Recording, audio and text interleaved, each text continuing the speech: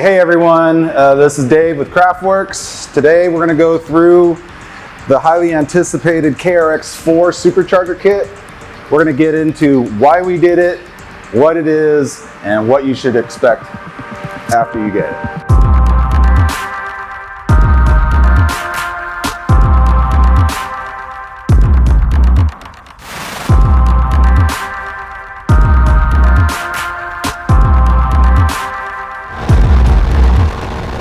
Okay, so why do you need a supercharger kit for your KRX and particularly your KRX4? It's really simple, power to weight ratio. I have a little chart here that shows the power to weight ratio. If you look on the bottom here, the KRX2 is basically in last place and the KRX4, or second to last place, and the KRX4 is in last place.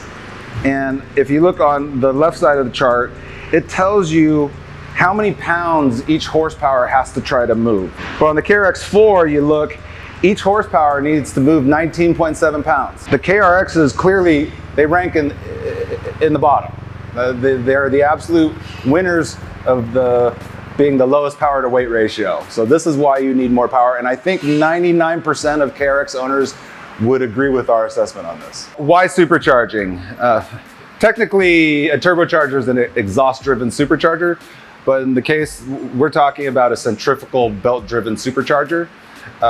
The reason why we chose supercharger is because the boost is always there. Because it's driven by a belt, the system is always building boost. And so the second when you hit the gas, the boost is right there. The power delivery would be very similar to a high horsepower naturally aspirated vehicle. It's gonna be very linear, very predictable. An advantage of supercharging, especially on these CVT transmissions, is it's easier to tune than a turbocharger. A turbocharger, the power typically hockey sticks, especially if you're doing higher boost applications.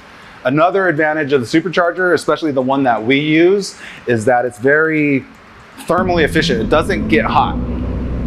One thing with turbochargers is heat management is a huge challenge anytime you put a aftermarket turbo system on a vehicle that has a cooling system designed for naturally aspirated usage. So the million-dollar question that everyone's gonna have is, how much power does this thing make? This thing makes 130 horsepower measured at the wheels and 90 foot-pounds of torque measured at the wheels. The reason why I say measured at the wheels is because in magazines or manufacturing advertisements, they're gonna be using a horsepower measurement called brake horsepower, so BHP. This vehicle, estimated BHP, would be 160 horsepower. We didn't put it on the engine dyno, so I can't give you an exact BHP number. With the supercharger, both the KRX2 and the KRX4 move from last place to mid-front and middle of the pack. So at least you won't be left in the dust if you get this kit. Let's talk about the actual supercharger kit. At the heart of the supercharger, we're using a centrifugal supercharger that comes out of Denmark. It's called Rotrex. It's a high-speed planetary gear. It's a patented supercharger drive system. It's very quiet and it's very thermally efficient. It doesn't generate a lot of heat. Because it's using the smooth roller planetary gears, there's not the increased heat from the gear meshing. And compared to a turbo, the operating temperature is going to be much lower compared to a turbo.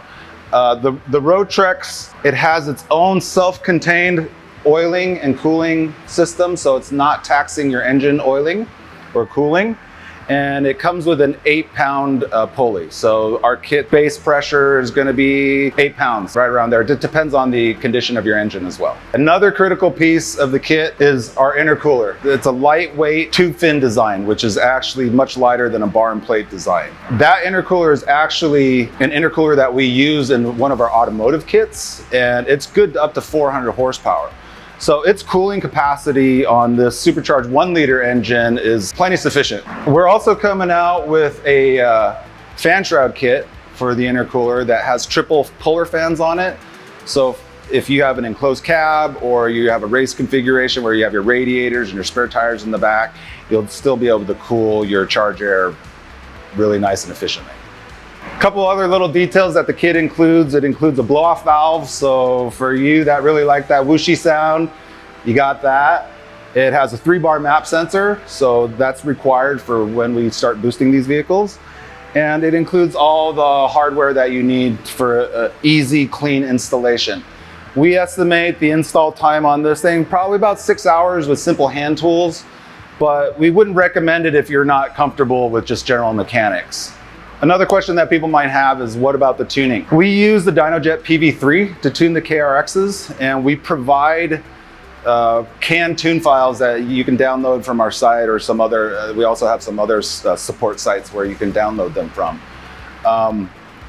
We've had no issues with the tuning, the canned tunes. We have about 100 kits out there, KRX2 kits running out there perfectly. We just finished some torture testing, so we've taken them into extreme environments, extreme heat. We've taken them into altitude, and they're working just perfectly. So for you KRX fans out there, just one more thing.